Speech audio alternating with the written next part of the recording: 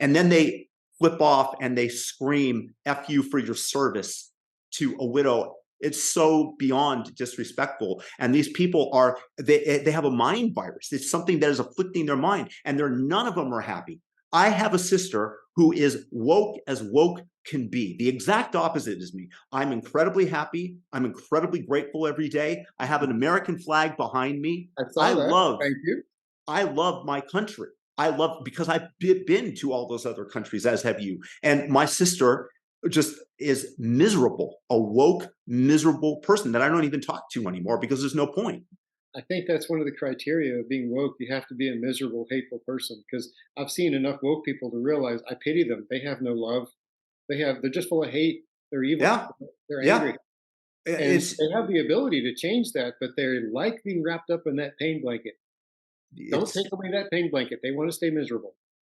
I don't understand it. And again, it's just you that it's a choice in terms of what you focus on. I mean, you focus on getting a little bit better every day, and suddenly you find your life improving, improving, improving, even if it's not easy at first, even if it's that first step. And there's always people that are going to be willing to assist you with that step. So I just encourage anybody who's woke, who's listening to this right now, just think about one way that you can make your own life better and stop concentrating on other people's lives. Just make your own life better. You make your life a little bit better, and you benefit somebody just a little bit when you're around them, and your life will start to increase in terms of your happiness level. And you focus on that, and that's what you'll get.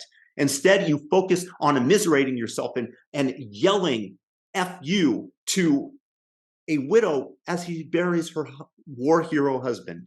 Yeah, it was painful. Yeah. I still have some anger about that. But you know what really helps people, I think, that are in any position of illness, including wokeism, mental illness, which is a tragic virus that I think is killing much of our youth into being mindless, useless people. But if these useless people decide they really want to heal and maybe find some joy, help somebody else get out of themselves for a minute and do something nice. Open up a lady's door. Yes, You know, yes. say good morning to some old man who you can tell is in pain and he's traveling, he's just having a hard time walking. Just say, "Good morning, sir."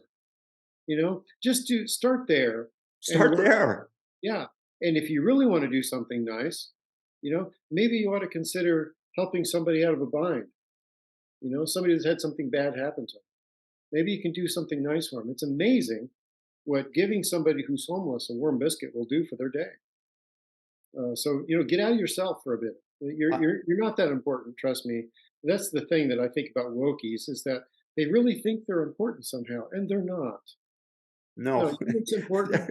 they're Your purpose. miserable. What's important is like love. What's important is service. When you Yes. love your child, when you're there serving them, that is the greatest feeling in the world, even if it's painful sometimes because you're helping them grow. And the same thing with anybody else. I had a roommate when after I graduated from college and we were starting to make our way in the world, who I loved. And the reason that I loved him is because I realized that he made everybody's day just a little bit brighter. He would have food waiting for you. He would cook something. He would set something up and say, "Hey, I videotaped this thing on TV for you." Whatever it was, he went out of his way to make somebody else's life a little bit better, and everything good flowed to him. And the opposite, we had another roommate by the name of Henry, and he always was selfish and wanted everything to come to him, and nobody liked him. And he left, and I don't even know where he is, but I'm still in contact 20 years later with my friend Marcus, who was like that. And so my thing is just make somebody's life, like you said, Scott, just make somebody's life just a little bit better, and you'll feel good yourself. And that energy gets extended to them, and their life is better. And then that ripples out, and you never know how far it's going to ripple. It's like what we were talking about in terms of the food chain and the shark eating the soup, the shark fin soup. And the more you consume sharks, how that changes the bear activity in Alaska. So it's the same thing. It ripples out and in a positive way. Or you can be miserable people and make other people's lives hell. And what do you think your life is going to be? It's going to be hell. Yeah. You have to look back and realize I've hurt people. I've done bad things.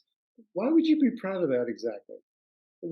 I don't know about you, but I would be a lot more proud um, getting a dog biting a children off, getting the dog off a kid that's screaming, or picking a kid up that fell down and make sure their knees are all scrubbed up and Of course. help them get home.